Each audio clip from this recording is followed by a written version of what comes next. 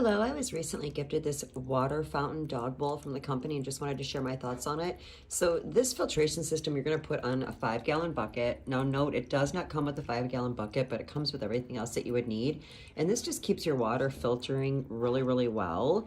And if you listen to it, it just sounds like a really soft stream. It's not remotely loud. It's actually very peaceful sounding. It does have this UVC light that's enclosed in the bottom that just helps to keep the water look a little bit cleaner and smell better.